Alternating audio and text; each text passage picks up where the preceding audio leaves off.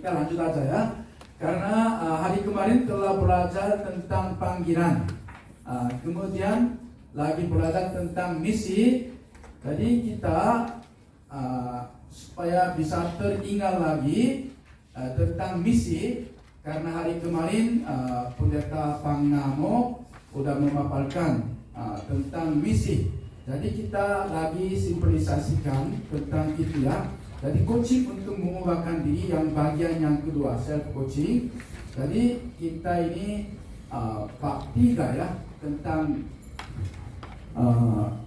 udah ada buku ya, materinya udah ada kan ya. Oke, kita halaman ke berapa? Halaman yang 24 ya. Oke, jadi 24. Sebelum kita lanjutkan visi, lagi kita pikirkan tentang misi ya. Misi yang diberikan kepada Daud oleh Allah untuk menggembalakan Yakub, umatnya, dan Israel, bininya sendiri. Ini adalah misi ya. Cara bagaimana menggembalakan itu belum nanti aja ya. Kita mengerti misi Daud yang dia menggembalakan bangsa Israel. Waktu itu zamannya ada ketidakadilan, tidak adil, zaman yang penganiayaan secara agama, kemudian zaman ancaman secara keprajuritan. Itulah. Jadi kita lihat Daud itu dia dapat misi, kemudian Paulus juga dia dapat misi.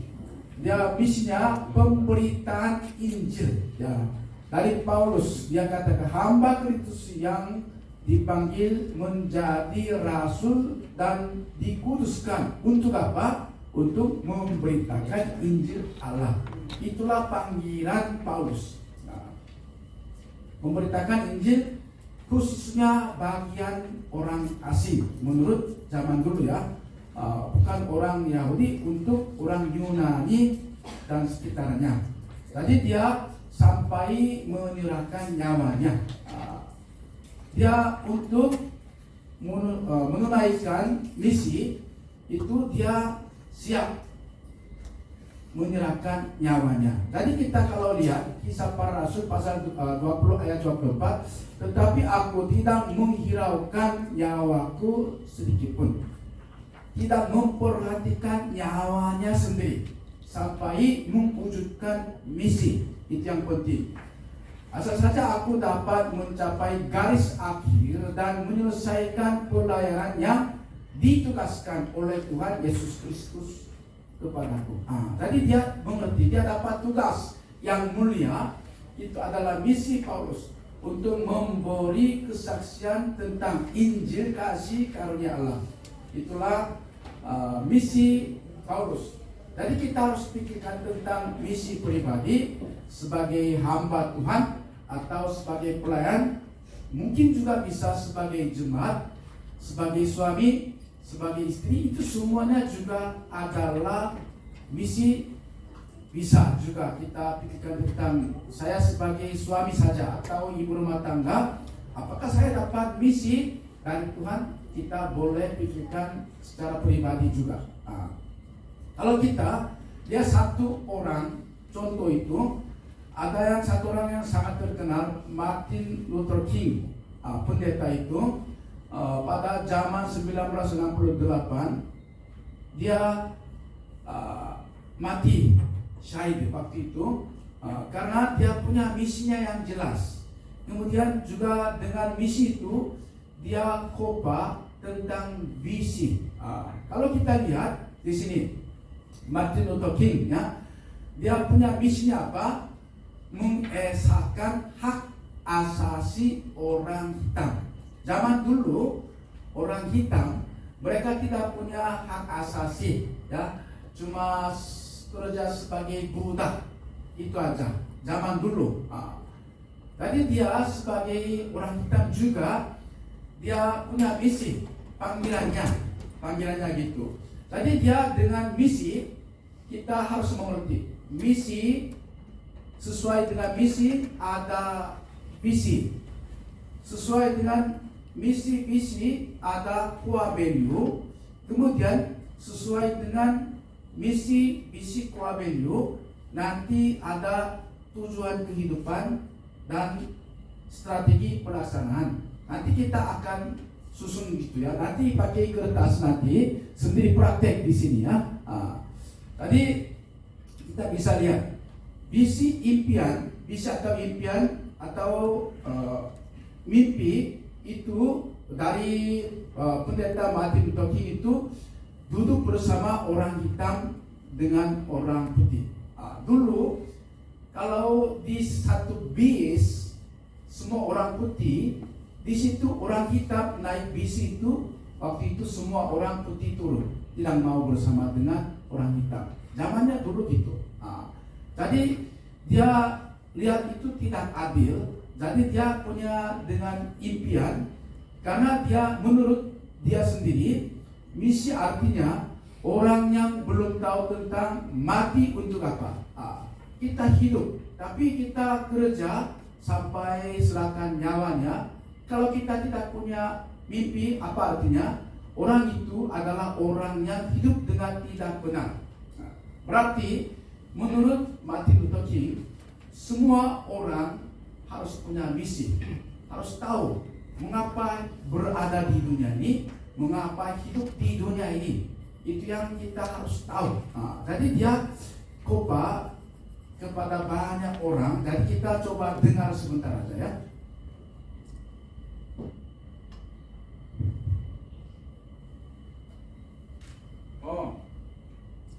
Tunggu ya, tunggu ya.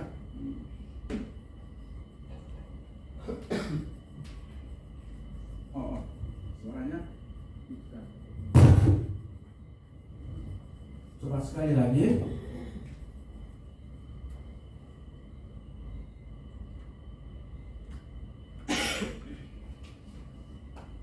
Oke, tunggu ya.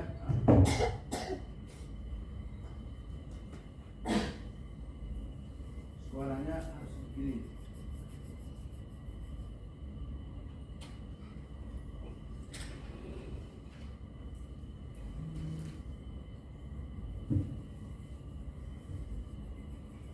Oke, sekali lagi. Sudah setting. Keluar ya. So even though we face the difficulties of today and tomorrow, I still have a dream. Masih punya It is a mimpi. dream deeply rooted in the American dream. I have a dream that one day this nation will rise up, live up to the meaning of its creed. We hold these truths to be self-evident that all men are created.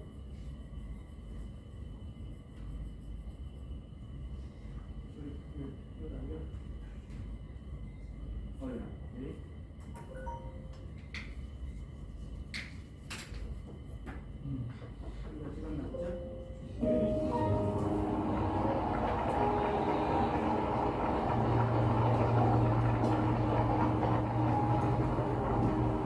I have a dream that one day on the red hills of Georgia, sons of former slaves and the sons of former slave owners will they be able to sit down together at the table of duduk brothers. bersama. I have a dream that one day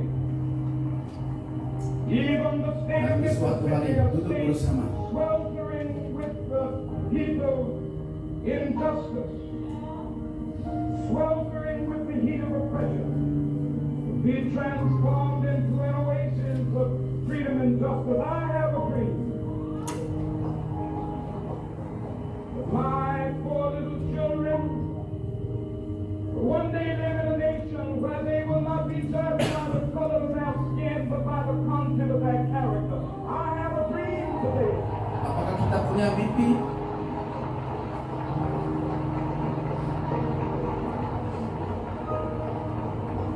I have a dream that one day, down in Alabama, with its vicious racists, with its governor having his lips dripping with the words of imposition and nullification, one day right there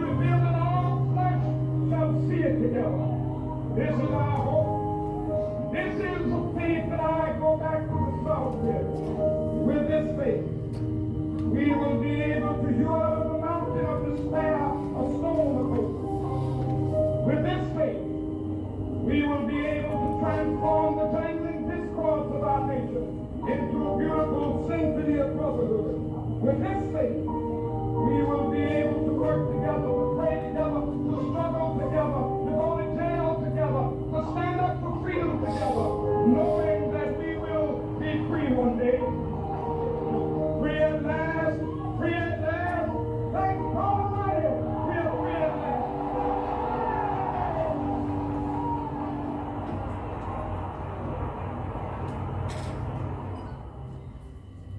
Ya, kalau kita lihat di sini, pendeta Martin Luther King sendiri punya misi ya.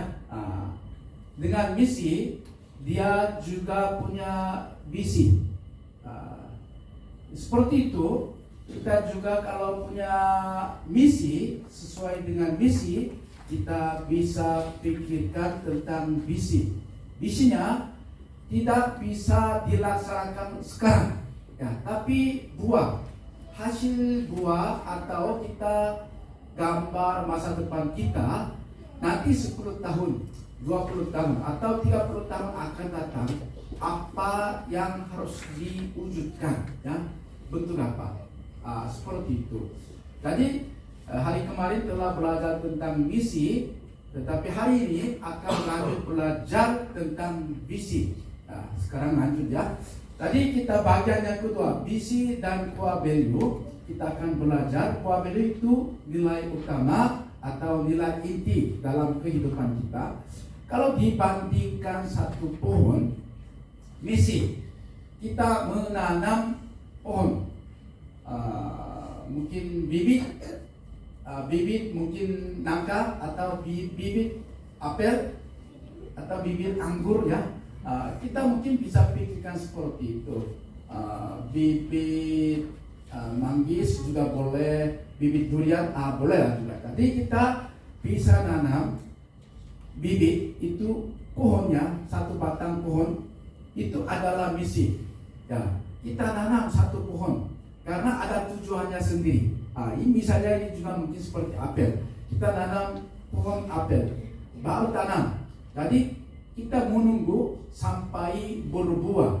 Berbuah itu buahnya itu visi. Ya, nanti 7 tahun, 10 tahun kemudian kita harapkan buah apa? Ya, di dalam kehidupan 10 tahun akan datang, 20 tahun akan datang, kita harapkan buah apa dalam kehidupan kita. Itu visi. Kita sekarang akan belajar tentang visi. Kemudian nanti akan pendeta Jo Yong Chun akan memaparkan tentang core value, akar. Dari akar, air dan gizi-gizi diisap dan juga itu dipakai untuk berbuah. Itu yang akarnya sangat penting, core value. Kemudian lagi ada pelayanan program. Ini kan nanti akan belajar tentang bukan sekarang, nanti akan kita belajar tentang coaching untuk mengubahkan dunia. Jadi coaching untuk aparatur atau coaching untuk organisasi. Itu nanti seminar yang kedua. Kedepannya mungkin berapa bulan akan datang atau 1 tahun akan datang, kita rencanakan seminar yang kedua. Sekarang kita seminar yang pertama. Kemudian kita lagi pikirkan tentang tujuan atau strategi pelaksana. Tadi kita sesuai dengan misi, kita bisa membuat membentuk visi. Kemudian kita pikirkan tentang core value pribadi sendiri. Setelah itu, ini misinya mungkin jangka panjang 10 tahun atau 20 tahun kita bisa pikirkan tentang visi. Kemudian tujuan atau strategi ini setiap tahun, 1 tahun, setiap tahun untuk mewujudkan visi dan visi, setiap tahun membuat tujuan dan strategi. Jadi kita nanti akan menyusun satu kertas ya. Satu kertas itu nanti di sini ada satu contoh. Di sini ada kertas nanti mungkin setelah makan siang nanti kita langsung praktek. Sepertinya ada di sini ini.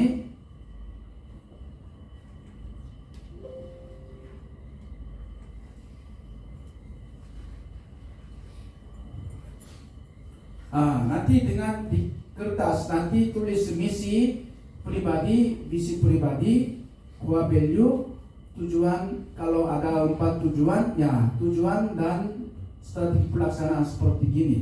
Jadi nanti sekarang kita belajar tentang visi ya. Nanti lagi belajar tentang core value nanti dari pendeta Joe.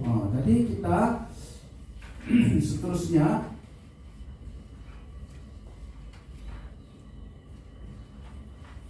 ya. Tadi bab 3, visi yang diberikan kepada Daud oleh Allah. Kalau menurut di sini ayat di sini untuk menggembalakan Yakub, umatnya dan Israel di komuniti miliknya sendiri. Ini adalah misi untuk Daud. Dari misi Daud ya, dari misi Daud lagi pikirkan tentang visi Daud. Ini panggilan dan misi. Sekarang kita belajar tentang visi Daud ya. Apa artinya definisi visi ya? Tentang kalau bahasa Ibrani charjon itu artinya impian atau wahyu. Kemudian kalau kita baca di sini halaman 24. Halaman yang ke-24, siapa bisa baca ini, mic-nya bisa silakan kepada siapa lagi. Mungkin ada di depan tengah, kepada Bapak ya, bisa baca ya. Ya. Halaman 24 dari bab 2 di situ boleh dibacakan, silakan. Ya. Tolong dibantu. Ya. Halaman 24 bagian 2 ya. Ya. Bagian 2, visi dan core value. Nilai utama, nilai inti. Bab 3, visi yang diberikan kepada Daud. Dari bab 2 kita telah belajar tentang panggilan dan misi Daud. Allah memanggil dengan kasih karunia-Nya dan memberikan mission, tujuan keberadaan untuk memerintah umat Allah yaitu Israel. Daud menyadari panggilan Allah dan melakukan misi itu yang diberi dengan kehendaknya dan melakukannya dengan sungguh-sungguh. Akhirnya dia membuat Israel sebagai bangsa yang damai dan makmur. Sama seperti itu, siapapun telah mempunyai misi secara pribadi, keluarga, gereja, dan sebagai pekerja dalam sosial di dunia ini. Dan pertanggungjawaban juga diberikan untuk melakukan misi itu dengan setia. Dari bab ini kita akan belajar tentang visi, vision, gambar untuk masa depan yang diberikan kepada Daud oleh Allah. Misi adalah tempat keberangkatan, departure, kehidupan kita, dan visi adalah tempat tujuan, arrival, kehidupan kita. Ya, terima kasih atas bacanya. Di sini tertulis misi adalah tempat keberangkatan. Keberangkatan artinya penyadaran kita tentang kehidupan kita. Ya, kita setelah menyadari tentang kehidupan kita, apa artinya? Visi itu adalah tempat tujuan kehidupan kita, tempat tujuan yang kita sampai mana kita datang, itulah. Jadi visi adalah keberadaan masa depan yang telah kita capai. 10 tahun akan datang atau 20 tahun akan datang, seperti itu. Jadi menurut bahasa Latin, vocare itu tugas yang diberikan bagi orang yang terpanggil oleh Allah. Tugas untuk 10 tahun atau 20 tahun itulah. Kemudian Craig Groeschel itu dia penulis Kajon itu dia mengatakan kalau tidak ada visi terkurung dalam kesepian. Kalau tidak punya visi dimanapun ada dia merasa sendirian, kesepian. Kalau tidak ada visi, kesehatan tidak dijamin. Nah, kalau tidak punya visi, tidak tahu mengapakah hidup, mengapakah setiap hari makan, belajar, kerja, itu bosan kehidupannya. Dan kesehatan pun tidak bisa dijamin. Kalau tidak ada visi, hanya menunggu untuk pulang kerja saja. Aduh, sekarang masih jam 3, masih tunggu 1 jam lagi, kemudian pulang. Masih 10 hari lagi untuk dapat gaji. Itu aja. Jadi kita harus pikirkan tentang misi dan visi. Kalau kita coba baca Ulangan pasal 34 ayat 7. Mari kita baca bersama 1, 2, 3. Musa berumur 120 tahun ketika ia mati. Mari kita baca. Matanya belum kabur dan kekuatannya belum hilang. Artinya walaupun 120 tahun umurnya itu, dia matanya belum kabur, masih sehat. Karena dia menyadari misi, dia hidup untuk mewujudkan misi dan visi, dia tetap sehat. Itulah. Jadi kita juga sama. Manusia kehilangan misi dan visi, bukan hanya kesepian, nanti bisa stres, sakit, depresi juga. Itu yang kebanyakan masa kini, banyak orang masa kini, mereka walaupun kehidupannya makmur, makanannya kelimpahan, tapi kehidupannya begitu terkurung, atau kehidupannya kesepian, atau mereka depres karena tidak mengerti tentang kehidupan untuk masa depannya. Jadi mereka sakit depresi. Itulah. Mereka lah yang bisa dipulih setelah menyadari mereka mengapakah hidup, mengerti misi dan tujuan kehidupan, kemudian visi, target dan lain sebagainya. Dia lagi semangat menyadari kehidupannya tentang dirinya sendiri, baru dapat kekuatan. Jadi itu yang sangat penting. Jadi menurut Abri Motus, dia katakan di sini ya, halaman di sini masih 24 kan, itu gambar tentang untuk masa depan. Kemudian Bill Hybels, menurut dia gambar masa depan untuk membangunkan semangat ya, dan jantung manusia. Kalau jantung kita mati, manusia mati seperti itu, jantungnya masih sehat, orangnya tetap sehat, bisa semangat kerja. Itulah. Kemudian dan mesin mobil itu kan, mesin itu penting.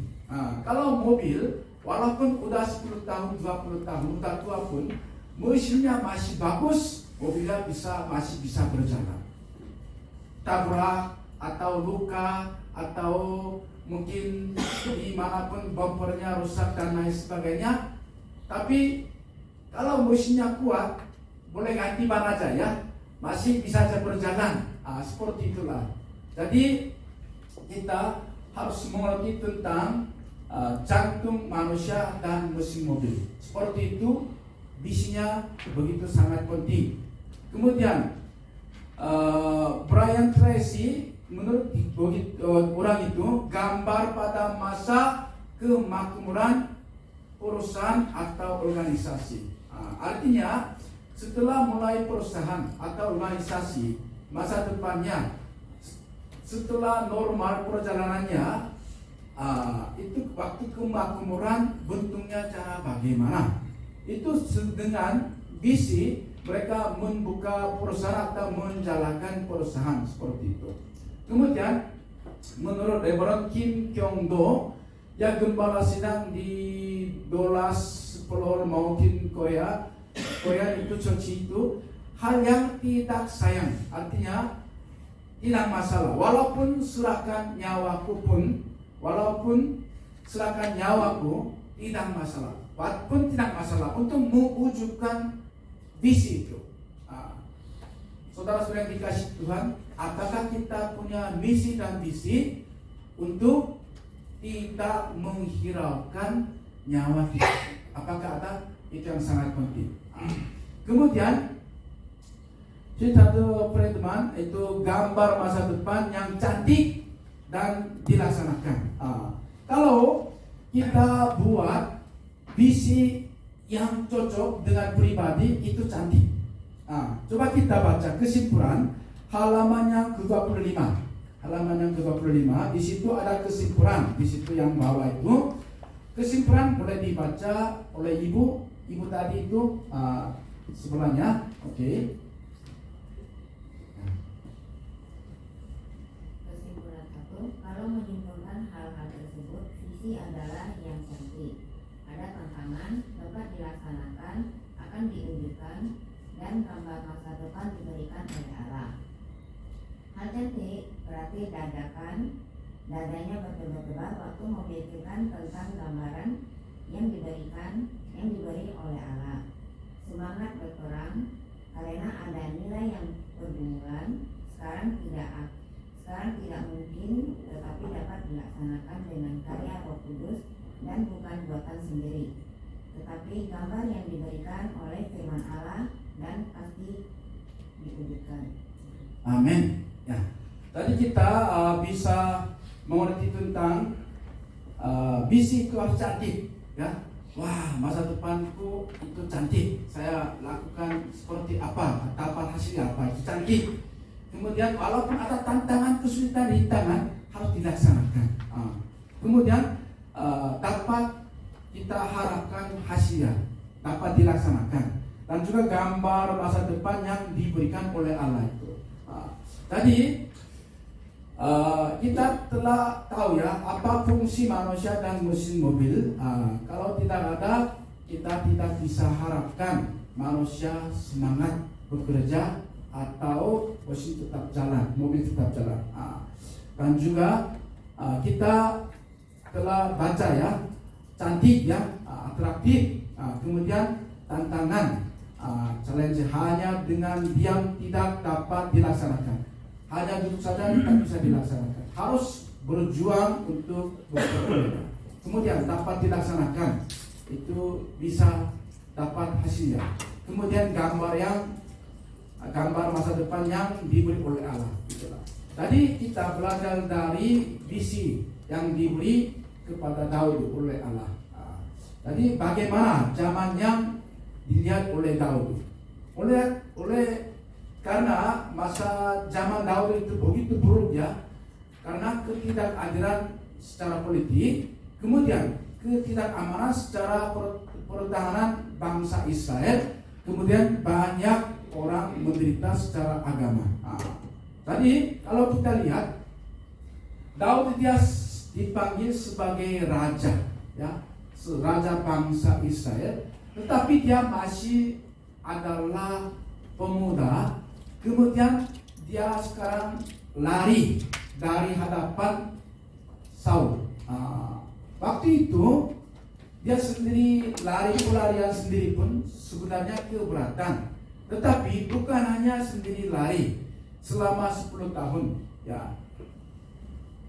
Kalau kita baca ini di sini, mari kita baca ini 1, 2, 3. Berhimpunlah juga kepadanya setiap orang yang dalam kesukaran, setiap orang yang dikejar-kejar tukang piutang, setiap orang yang sakit hati, maka ia menjadi pemimpin mereka. Aduh, sendiri pun susah lari, tapi banyak orang yang letih lusuh, kemudian yang orang-orang yang dikejar tukang piutang, artinya mereka juga sakit hati, ada yang punya dendam dan lain sebagainya, mereka yang kumpul. Jadi berapa orang mereka bersama dengan dia? Ada kira-kira 400 orang. Coba bayangkan ya, kalau dia tidak punya misi, tidak punya visi, dia pasti menolak 400 orang. Pak, Ibu, saya sendiri tidak bisa. Saya lari-larian sendiri pun saya tak mampu. Nantilah, mungkin bisa bilang seperti itu. Tapi dia punya misi dan visi. Orang yang dalam kesukaran, kelemahan, masalah mereka bisa diterima karena dia mau menggembalakan mereka. Itu tugas yang mulia diberikan oleh Allah. Dia menyadari, karena dia menyadari dia menerima banyak orang dalam kesukaran. Itulah. Tadi pada zamannya Daud tidak menyesal, memandang Allah dengan berdoa untuk mendapat jalan dan metode yang diberi olehnya. Jadi dia terima 400 orang, kemudian berdoa kepada Tuhan. Saya telah terima 400 orang. Mereka perlu makan dan juga minum. Mereka banyak lemah, letih lesu. Wah, bagaimana saya memberi makan bagi mereka? Dia berdoa. Tapi setelah itu bukan hanya mereka datang, banyak orang yang setuju dengan visi Daud. Banyak orang pahlawan datang, pahlawan bangsa Israel datang. Orang yang tidak punya misi dan visi hidup untuk orang yang punya misi dan visi. Di dunia ini banyak orang yang tidak punya visi dan misi hidup untuk orang yang punya visi dan misi. Di gereja, perusahaan, dimanapun, orang yang punya visi dan misi dialah bisa jadi orang yang penting, pemimpin. Tadi kita yang ikut seminar ini, kalau kita tidak punya misi dan visi, kita kerja untuk menolong, membantu orang yang punya misi dan visi. Itulah. Jadi setelah Daud dia punya menyadari misi dan visi, banyak orang yang setuju misi dan visi Daud, mereka yang terus ikut.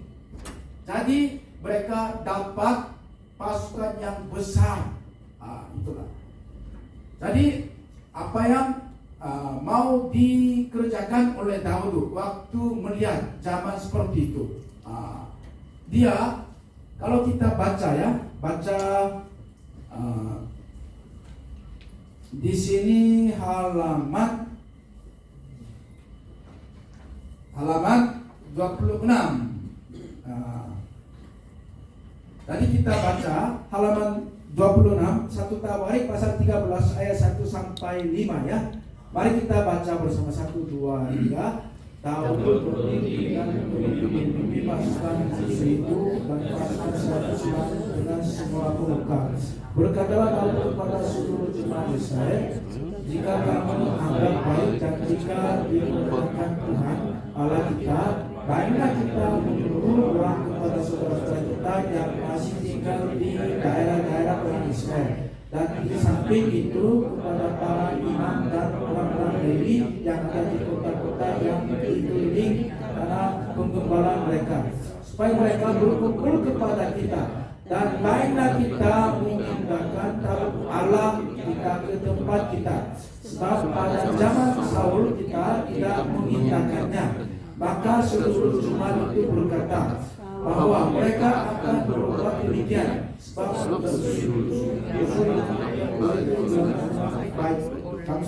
lalu Daud mengumpulkan semua orang Israel dari di Mesir sampai ke jalan yang menuju Hamat untuk menjemput tabut Allah dari Kiryat Yearim. Betul dia.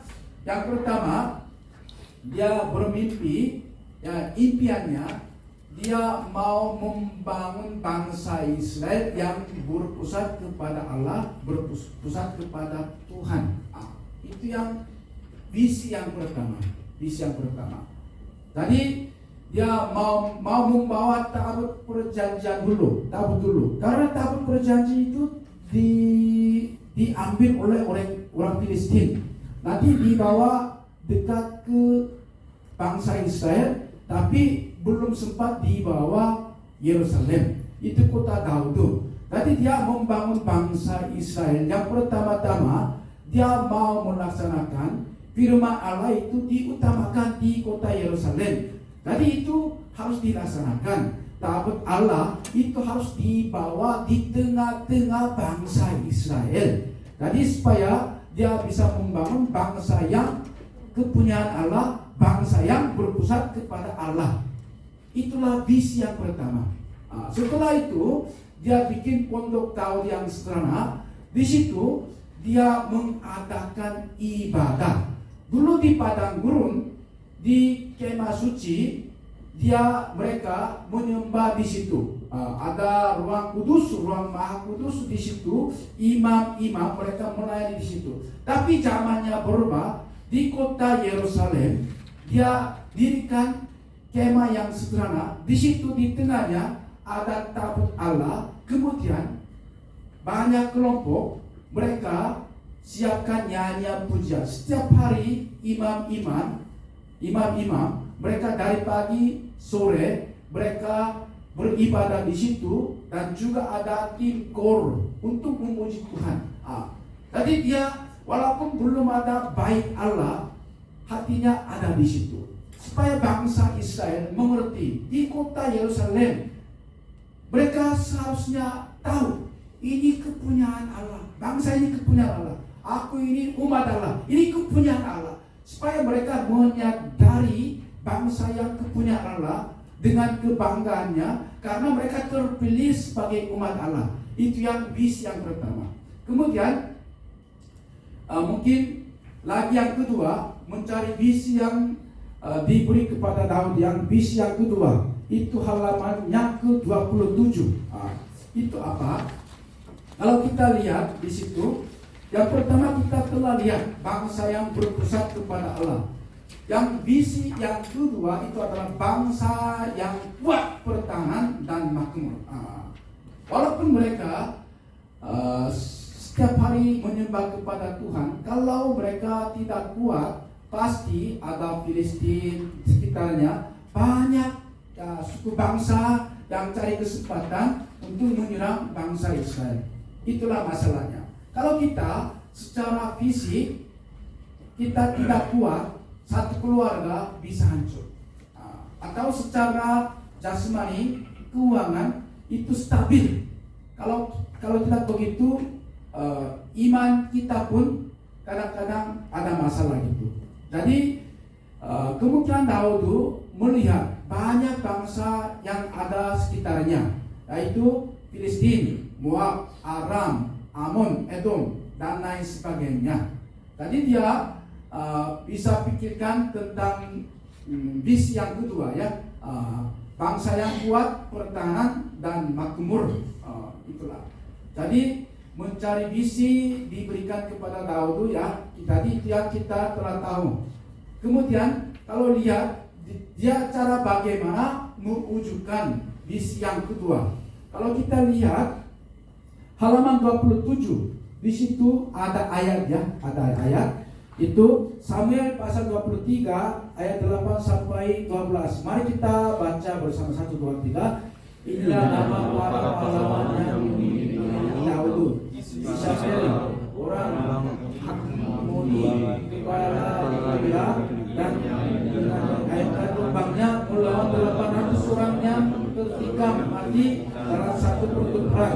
Dan sesudah dia Eleazar anak Dodo, anak seorang Aholi, ia termasuk ketika pahlawan itu. Ia ada bersama-sama Daud ketika mereka membunuh orang Filistin yang telah berkumpul di sana untuk berperang. Padahal orang Israel telah mengundurkan diri, tetapi ia bangkit dan membunuh demikian banyak orang Filistin sampai tangannya lusuh dan tinggal melekat pada pundak-nya. Tuhan memberikan pada hari itu kemenangan yang besar. Rakyat datang kembali mengikuti dia hanya untuk merampas. Sesudah dia sama anak orang Harari, ketika orang Filistin berkumpul di sana, ada sebidang tanah ladang penuh kacang merah dan tentara telah melarikan diri dari hadapan orang Filistin. Maka apabila ia di tengah-tengah ladang itu, ia dapat mempertahankannya dan memukul kepala orang Filistin. Demikianlah diberikan Tuhan kemenangan yang besar.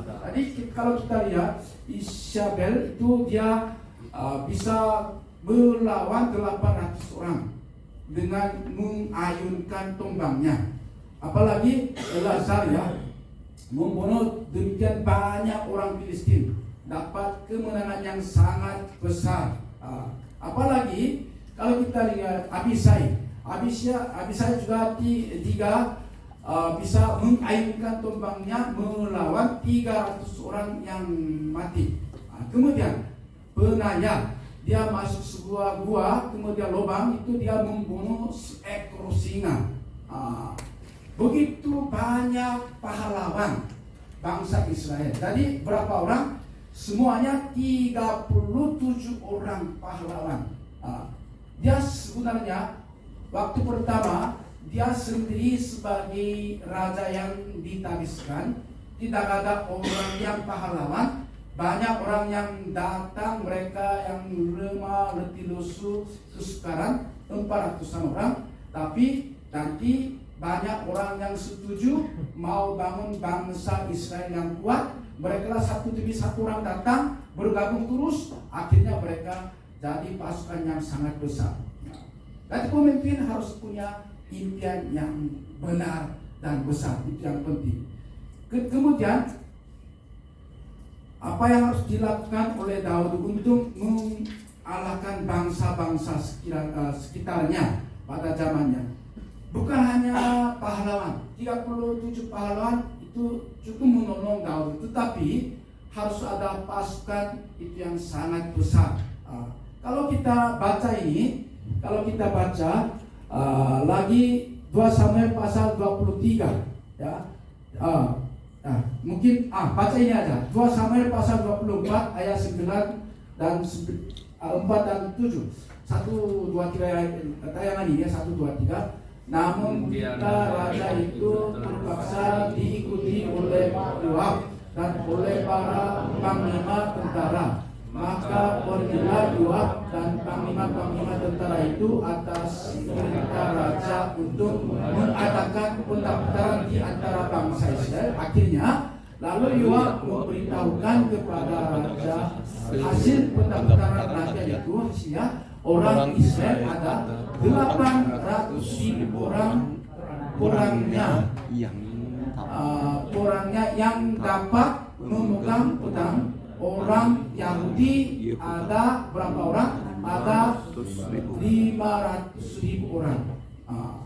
Jadi orang Yahudi itu 800.000 orang. Kemudian orang Israel 800.000 orang. Orang Yehuda 500.000 orang. Jadi jumlahnya 1.350.000 orang. Begitu banyak. Bukan hanya pahlawan saja.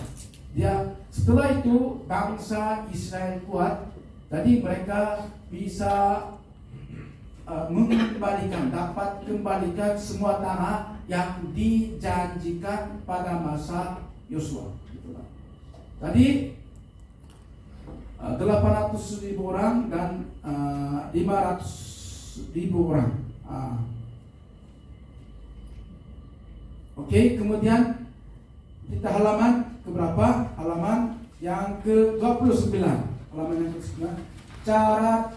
Cerita tentang orang-orang yang mempunyai visi. Di Alkitab kita telah lihat Daud. Sekarang kita lihat masa kini, apakah ada orang yang seperti ini? Jadi kita bisa lihat James Dobson. Kita lihat. Oke, kita coba mic-nya bisa diserahkan ke belakang. Oke, Pak Samuel, minta tolong ya baca.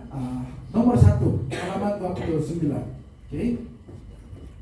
Nomor 1, James Dobson mendirikan Focus on the Family di Colorado Springs di USA Tuhan menyalakan api di hatinya untuk membangunkan kembali keluarga-keluarga yang sehat dari keluarga-keluarga yang dalam kebutuhan di USA. Ya, di USA karena masa kini sangat makmur, setiap keluarga ada masalah, apalagi generasi yang muda mereka mengalami kesulitan karena orang tuanya dalam kekerasan atau ceraian dan lain sebagainya. Jadi banyak keluarga di Amerika Serikat hancur. Jadi dia untuk membangun keluarga family yang sehat, dia lagi membuat majalah ya setiap bulan dan lain sebagainya. Jadi dia sebagai satu orang punya visi untuk membangun kembali keluarga-keluarga yang sehat di Amerika Serikat seperti itu. Kita mungkin lagi coba baca nomor 2. Lagi mungkin ibu saya apakah bisa bantu baca nomor 2, silakan.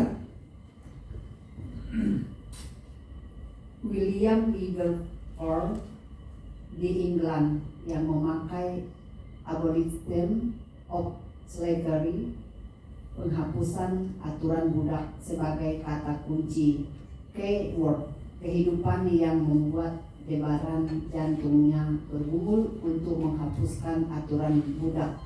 Pada zamannya dia mendengar suara Tuhan untuk mencegah orang jual beli orang.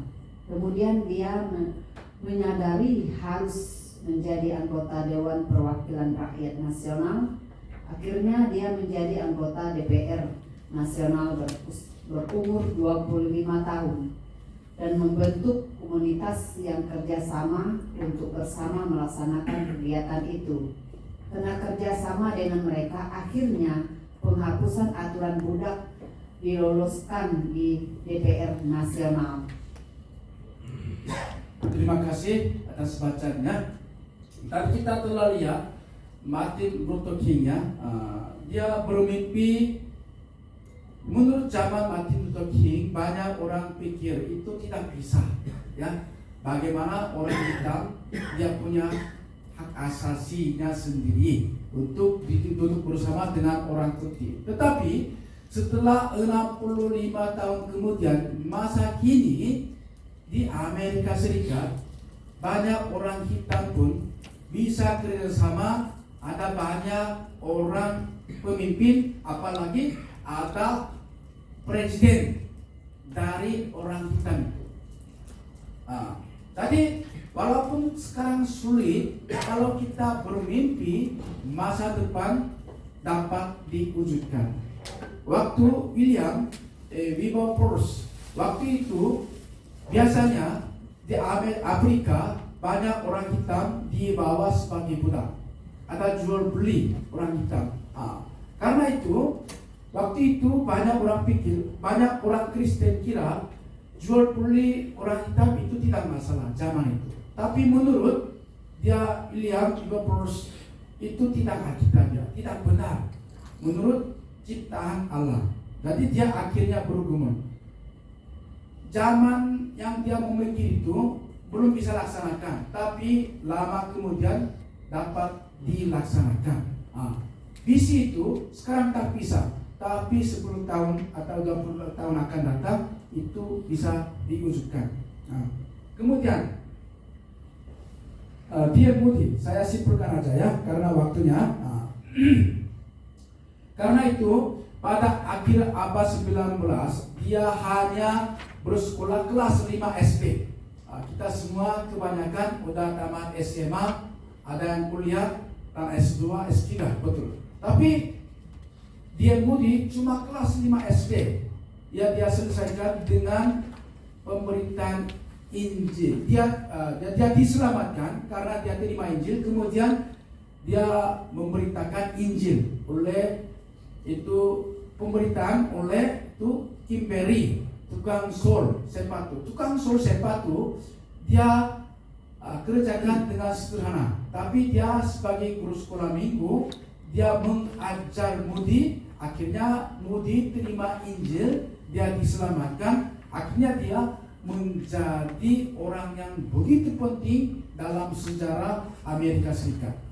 Dia menjadi penginjil sepanjang umurnya dan memberitakan Injil kepada lebih dari 1 juta orang sambil bolak-balik antara Amerika Serikat dan Inggris. Dia terus memberitakan Injil. Kemudian dia mendirikan Moody Bible Institute, STT Moody, ya. 2 Timotius pasal 2 ayat 15 dengan dia mengutus 20.000 orang misionaris. Mengutus 1 orang misionaris pun tidak gampang, tapi dia mengutus 20.000 orang misionaris selama 130 tahun organisasi sekolah itu, ya. Dan sekarang beasiswa penuh diberikan kepada 2.000 orang mahasiswa di STT. Itu setiap tahun. Nah, tadi karena 1 orang telah diselamatkan, telah dia menyadari tentang panggilan dan visi, kemudian dia melaksanakan itu, akhirnya banyak orang bisa menikmati hasil buahnya dari mimpi Tudian Moody. Itulah. Jadi kita coba kita praktek nanti, ya. Di dalam kertas, ya, halaman yang ke-30, halaman 30 di situ. Coba kita baca. Kita baca halaman 30. Ya, kegiatan praktek 3, ya. Mari kita baca 1, 2, 3. Hal apa yang membuat jantung Anda berdebar-debar? Di sini apa yang ada di dalam pikiran Anda setiap hari? Apa kata kunci yang membuat Anda untuk konsentrasi waktu berjalan, waktu makan, waktu baca Quran, waktu baca buku? Saya pernah kerja di perusahaan sebagai seorang insinyur teknik mesin sambil juga membuat programming. Programming itu untuk banyak orang pakai program software, pakai komputer. Di dalam perusahaan pakai komputer untuk hitung kekuatan mesin atau barang-barang. Itu sangat penting. Kalau saya sendiri buat, 40 orang sama-sama pakai, sangat efektif. Jadi membuat software programming itu sangat penting. Waktu saya ditugaskan, waktu makan, tidur, bangun, saya tetap pikirkan tentang bagaimana saya bisa buat program itu dengan baik. Itu seperti itu. Kita sebagai gembala telah dapat misi dan visi. Gembala punya beban untuk melaksanakan visi dan misi. Kemarin saya di Korea bertemu dengan 1 orang gembala yang pensiun, udah 70 tahun lebih. Katanya, gembala waktu tidurnya tidak bisa nyenyak karena terus pikir tentang tugas yang diberikan Tuhan. Karena waktu tidur masih memikul 1 karung beras waktu tidur, rasanya gitu. Karena terus pikir tentang apa? Misi dan misi yang ditugaskan itu. Seperti itu, waktu kita menyadari tentang misi dan visi, waktu berjalan, waktu menyetir, waktu pelayanan, ada yang kita harus memfokuskan. Itu adalah visi kita. Kemudian lagi baca B, ya. 1, 2, 3. Apa kegiatan Anda setiap hari atau setiap minggu untuk mewujudkan visi yang diberi oleh Tuhan terus-menerus?